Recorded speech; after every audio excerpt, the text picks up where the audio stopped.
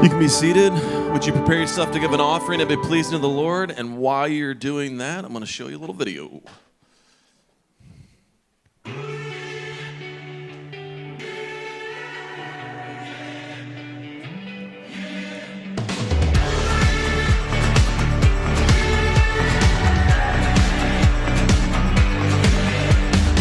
Flashes of doubt that grow into rage. Locked out the truth that keep your dreams at bay. Don't stand and wait for the time to come. Come on, catch me, we got miles to run. We are alive and skin is leaving these bones. Fire in the wind, we're burning out of control. We are the children chasing wondrous things. Chasing a vision, baby, like we're running downhill.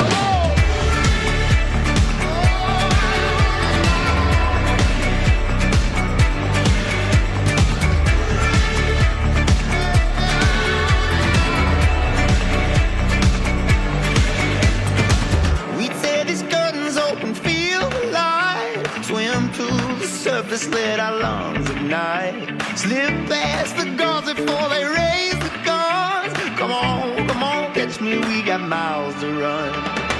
We are alive and skin is leaving these bones. Fire in the wind, we're burning out of control.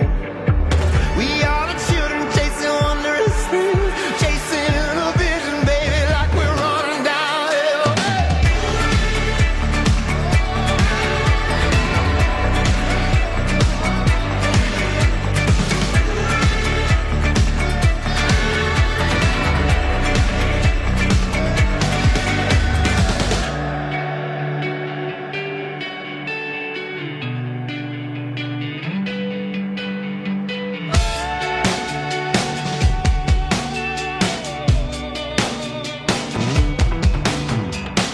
Someday this body's gonna come to rest. Not till the very last beat of my chest. These hills take longer than we think to get down. So I'll get used to living with my feet off the ground. We are alive and skin is leaving these bones. Fire in the wind, we're burning out of control. We are the children chasing wondrous thrills. Chasing a vision, baby, like we're running downhill.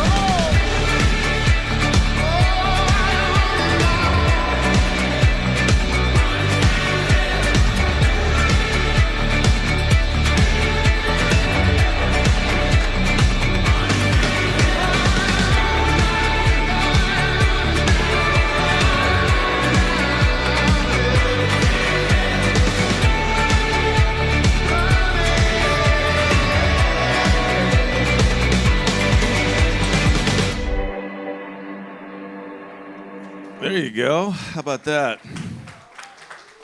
Quick wrap up from the Hondo mission trip this past week. Would y'all give a nice Vine Church golf clap welcome to my good buddy Blake, who's going to come up and help share today? Come on.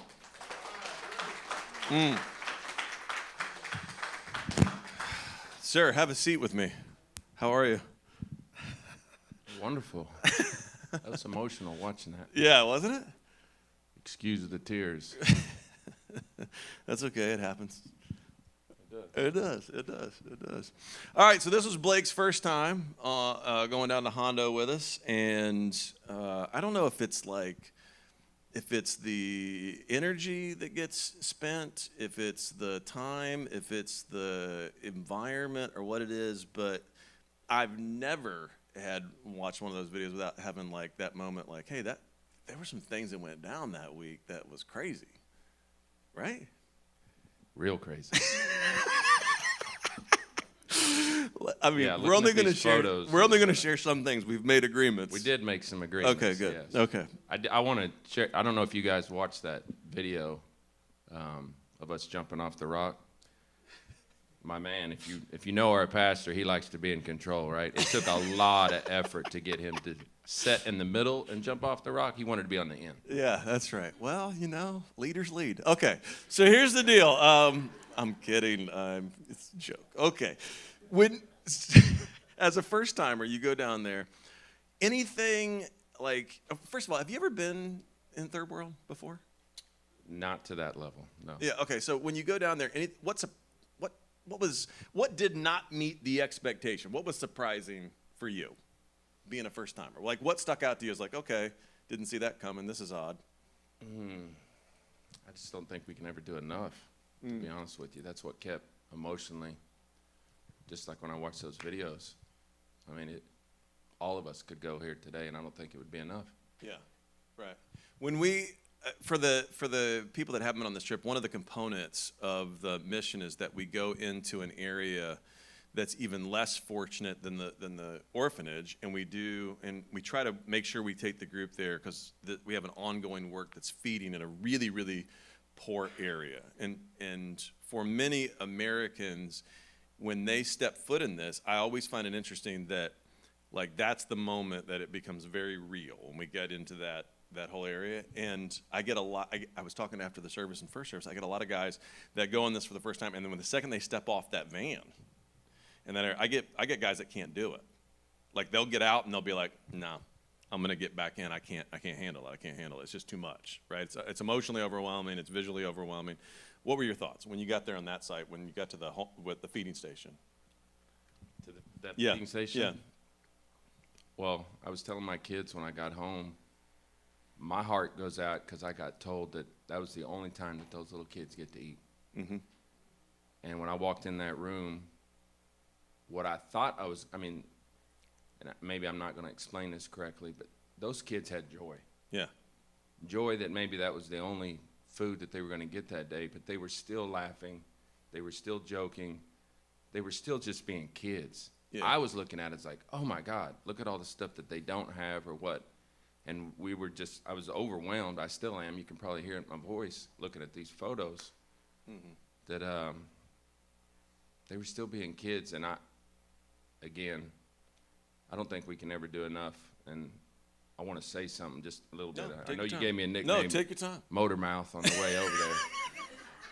He didn't tell you all that, but honestly, I've been going to this church for a few years, and I had no idea. I had brothers like Jeff, John, sitting in the back, Mike, who I walk by every single day and don't say nothing to, and they're this close to us.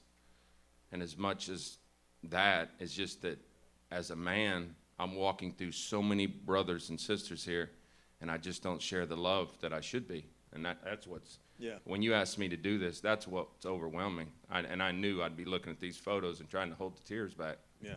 No, I think that, we talked about this a little bit in first service, and Jonathan was sharing in first service. And one of the things that popped out to him was we were saying, there's something about getting out of our normal schedule. I don't know if this was a guy's trip, you know what I'm saying? But there's something about getting out of our normal schedule, spending that week together, and exhausting ourselves doing what we hope will be good work, right? That you're hoping that the impact is on the mission, on the orphanage, on the girls' home, is what is the benefit. But the truth is, everybody I've ever taken leaves there going, I think that changed me more than I changed them, right? Or that situation. Absolutely. Yeah. What happens relationally in that situation, for whatever reason, doesn't get achieved here, or if it does, it happens so incrementally much slower. What happens? It's like a microwave down there. It's like, you can probably call me up. Catches you quick. Yeah, you could probably call me up at 2 o'clock tonight to bury a body, and I'd help you. Yeah. Well, we're not supposed to tell anybody that. Does that Secrets there. Yeah. So I feel you. Like there's a brotherhood that gets created really quickly. Yeah, and after we would put in a full day, John, my God, the poor man was on his knees fixing that shower all day. Those photos, that's nothing to what he had to go through. And Jeff, too, Jeff's crew, I didn't get to spend that much time with, but my God, they almost built a house in 2 days. They worked their tail ends off. Yeah, we're more managers when we're down there, so we kind of. That's what he said. We supervisors. Supervisors. Yeah. No, Jonathan, who was on we'll pull a picture of him up. He drew the short stick for jobs. There's Jonathan there. And we stuck him in to do that shower and that plumbing, and that shower was so tight, and that concrete was everywhere, and he was literally covered in a cloud. I walked in to see if he needed help, and it was like they called for back skate at the skating rink, and I just skated right back out. I didn't think even tell him I was there. I was outside putting a ceiling fan together with some kids, and I looked over, and you could see this dust coming out of this house. And I thought, what in the world is he over there doing? So I walk over, and everybody in the house was like this, trying to cover up. And we go to take that photo to see what the heck he's doing. He looks at us. His glasses are fogged up. He's a mess. I mean, he had dust. That picture. Sweat and dust everywhere. That was probably 6 hours of him doing that. Sitting in that bathroom. Yes. And here's the thing. This is the other thing Did that you share the story about the 55-gallon drum behind him? No, let's share it. Okay. Go ahead. Well, so we get into the shower. Like, this particular orphanage relies on a lot of groups coming down to do a tremendous amount of the maintenance work that takes place. There's literally, during different seasons of time there at the orphanage, there can be up to 70 kids on that site. If you can imagine 70 kids using a limited amount of bathrooms, things start breaking quickly. And then when groups aren't showing up to do maintenance work, when we showed up, we're the first group that showed up since COVID. We got onto the site, everything's broken. Like, literally everything's broken. And so there's a shower in this particular home leaking into a 55-gallon drum that's full. And because nothing's working, the tias are literally just taking the water out of the drum and bathing the kids at night. You know, they're just taking the water and just, giving them a rinse at night. And so we walk in and we're like, of course, we don't know all this. So we just walk in and we're like, what is this big drum of water doing in here? Like, it was like an investigation to figure out what was going on. Yeah, there was a picture in the 55-gallon drum, which was the giveaway of she's bathing kids in here. Yeah, and so we were like, oh, everything's broken. Well, then in this particular part of the world, like, when they do plumbing, they just do the plumbing and then they cover it all back over with concrete. So the only way to get back to the plumbing and fix a valve is to take a diamond saw and cut out the concrete. And we're like, who's going to do that? New guy, Jonathan, you get over here. It's like, and here's the wild thing, right? It's like, and he was asked for management material too. yes, right? yes. He's management too. Yeah, we were like, look, there's going to be 2 managers on this trip. So here's the funny thing too. When you go to the feeding station and you see the joy of the kids there, that is counterintuitive, only because we're relating it to our worldview, right? But it is counterintuitive. You're like, why are they so happy? Right? They're missing so much. Right. But I tell you the other thing that's counterintuitive is that Jonathan comes out of there every day and he's thrilled. Yeah. It's weird, right? Like, who would be like, let me take a week of my vacation and spend a ton of money to come down and kill myself in the shower for people I'll probably never see again, never know, and come out every day smiling ear to ear going, man, that was awesome. And I'm like, yes, it was. He probably hadn't did that in 10 years either. No. It's counterintuitive. The joy on both sides is counterintuitive. Are you with me? I'm with you. All right. So we got to go down. One of the things that I wanted to do with Blake and Jonathan was take them down to this new piece of land that we've had donated and take a look at, like, just dreaming. Literally no plan other than to dream of, like, hey, what could God do with this particular site if we wanted to expand the footprint of caring for children in this really desperate place in the world? Like, what could happen? And so this is some video of that, some drone footage of that piece of property.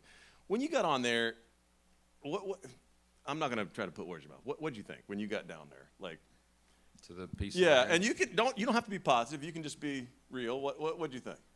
Well, I think Mike and I was excited that you didn't try to drive the van down there. Because you almost got stuck. Yeah, no, we did. We had a moment. Yeah. I mean, you have to be a dreamer because it's a raw piece of land. Right. And when I say you were in the middle of nowhere, I mean it's in the middle of nowhere. Literally, those beautiful homes up on the hill. I don't know if you guys can see that. That's not what the land's like. I mean, it is a raw piece of land that's going to take a lot more than what we did and a lot more bodies. A lot more resources. A lot more. Yeah. But as much as, like, the challenge, I like how you're laughing about it. As much as the challenge and the obstacles that it would take to circumvent, to get that going and off the ground and headed in the right direction, did any part of you go, man, this would be pretty cool, though? Like, this would be pretty cool if this was filled with kids in need. Yeah, I mean, mean, I would challenge everybody to see if we could do it in 2 years. You're trying to do it in 10. So, yeah, I'm motivated. Let's do this. Yeah. That was our back and forth moment, right? What would you say? You're more of a dreamer and I'm more of a reality guy. What would you say? I thought we wasn't going to share anything here. When we're down there, I'm giving him timelines and stuff, and Blake's like, nah, no. Hit the multiply button. Let's speed this up. Yeah. Let's make this happen. Let's go, go, go. And I'm thinking to myself, has this guy lost his mind? How are we going to get this done? But the more you dream, the more you start to realize God's bigger than all of us. He doesn't need, we're not holding him back. Sometimes. Well, the overwhelming part is the minute that you build that, it's going to be full. Yeah. I mean, think about that. The minute that gets built, and everybody, Danny, Jet, the guys that go down there a lot that do this. I mean, am I wrong? I mean, the place is going to be filled in the morning. Filled. Excuse my Oklahoma talk there. That's why I say, because tomorrow's not promised. And when guys ask me stuff, I'm all in. I mean, my wife asked me as I was packing my backpack, where are you going? Did Mike make you go to this thing? Like, no. Well, who asked you? I don't even remember. I said, babe, I got to go. And that's, Yeah. but to answer your question, I think we could do it, man. Honestly, it's just going to take a lot. Everybody that's sitting in here to continue to pray and put our minds together and make it happen. Yeah. All right. Y'all give Blake a big round of applause. Thank you for sharing. Appreciate you. You're the best.